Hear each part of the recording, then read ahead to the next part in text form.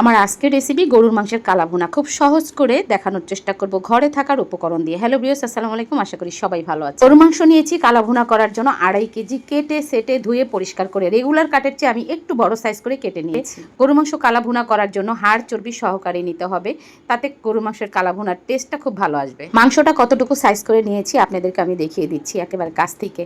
পুরো রান্নাটা আমি আজকে মাংসের পানি দিয়ে করব, কোনো বাড়তি পানি ব্যবহার করব না। টেবিল চামচ দিয়েছি আদা বাটা, রসুন বাটা 2 টেবিল চামচ আছে সমান সমান।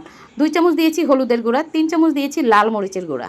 এটা হলো মিক্স মশলা, জয়ফল, জয়ত্রী, স্টার, গোলমরিচ, লং, দারচিনি সব কিছু মিলিয়ে আমি এটা স্পেশালভাবে একটা মশলা তৈরি করেছি কালাভুনা করার জন্য। 2 চামচ নিয়েছি মিক্স মশলা। বাইরের দোকানের প্যাকেট জাতীয় মশলা ছাড়াও এত সুন্দর কালাভুনা করা যায়, সেটা চোখে না দেখলে বিশ্বাস করবেন না। আজকের রেসিপিটা দেখে যে কেউ পারবে, শুধুমাত্র ঘরে থাকার উপকরণ দিয়ে রান্না করে নিতে পারবে যে কেউ খুব সহজে কালাভুনা। 7টা নিয়েছি আমি সবুজ এলাচ, 5টা নিয়েছি পেঁয়াজ কুচি, 4টা নিয়েছি আমি তেজপাতা, 4 টুকরো নিয়েছি দারচিনি, 5টা পেঁয়াজ আমি বেরেস্তা করে নিয়েছি সরিষার তেল দিয়ে। সেই কালাভুনা রান্নার ক্ষেত্রে কিন্তু পেঁয়াজ বেরেস্তা অবশ্যই দিতে হবে। দিয়ে দিব পেঁয়াজ বেরেস্তা। যদি আজকের কালাভুনা রেসিপিটা ভালো লাগে আমার ইউটিউব চ্যানেলটি সাবস্ক্রাইব করে দিবেন প্লিজ প্লিজ প্লিজ। আপনাদের একটা সাবস্ক্রাইব আমার জন্য অনেক কিছু। 1 কাপ দিয়ে দিব সরিষার তেল, পেঁয়াজ বেরেস্তার করা তেলটা। আমি হাত দিয়ে সব কিছু মেখে নেব, মাংসের ভিতরে যাতে মশলাটা ঢোকে সেভাবেই আমি মাখবো। এটা সম্পূর্ণ হাতের কাজ, এই হাতে মাখানোর কারণে কালাভুনার টেস্টটা দ্বিগুণ বেড়ে যাবে। অনেক আপুরাই কমেন্ট করে যে কালাভুনা দোকানের মশলা ছাড়া করা যায় না, তাদের জন্য আজকে রেসিপির কালাভুনা। ঘরে থাকার মশলা দিয়ে আমি খুব সহজে কালাভুনা রেসিপিটা করছি, আপনারা চাইলে দেখে করে নিতে পারেন।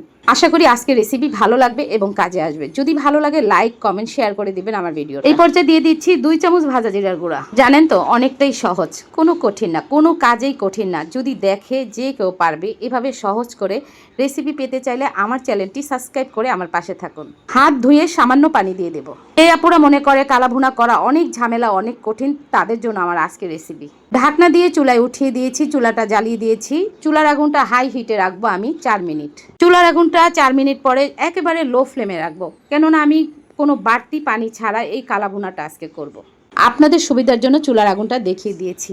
এবার আমি ঢাকনা খুলে নাড়াচাড়া দিব।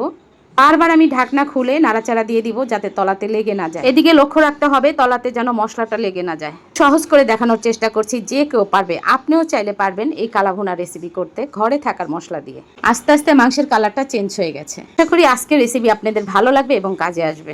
আমার রেসিপি নতুন আপুদের জন্য, যেই আপুরা এখনও গরুর মাংস কালাভুনা করতে ভয় পায় তাদের জন্য আমার আজকের রেসিপি। কঠিন কিছুই না, খুবই সহজ। কেন আমরা বাইরে থেকে এত চড়া দামে মশলার প্যাকেট কিনে এনে রান্না করব গরুর মাংসর কালাভুনা। এবার আমি বাগার দিয়ে নেব। সরিষার তেল দিয়ে দিয়েছি আমি 4 টেবিল চামচের মতো, 5টা দিয়েছি ফোড়নের জন্য শুকনা মরিচ। একটু কয়েক সেকেন্ড ভেজে নেওয়ার পরে এখানে দিয়েছি আদা কুচি, দেব বড় সাইজের 4 কোয়া রসুন কুচি, 2টা পেঁয়াজ কুচি দিয়েছি। এবার ভালোভাবে বাদামি কালার করে নিয়েছি, নেড়ে চেড়ে দিয়ে দিব মাংসের গায়ে। ছ্যাদ করে একটা শব্দ হবে, এটাকেই বলে বাগার। জানেন তো করতে যেরকম সহজ, এই কালাভুনা খেতে কিন্তু দারুণ স্বাদ।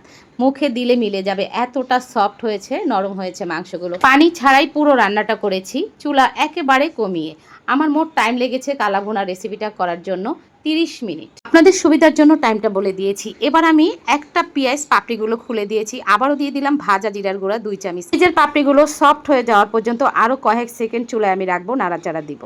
আমরা জানি কম বেশি সবাই রান্না করতে পারি, দেখা যায় গরুর মাংসের কিন্তু অনেক দাম, অনেকজনে ভয়তে কালাভুনাটা করতে চায় না। যদি মাংসটা নষ্ট হয়ে যায় তাহলে নষ্ট হওয়ার কোনো চান্স নেই। আজকের রেসিপি দেখলে যে কেউ পারবে, আপনিও পারবেন আজকের রেসিপি দেখলে খুব সহজে কালাভুনা করে নিতে।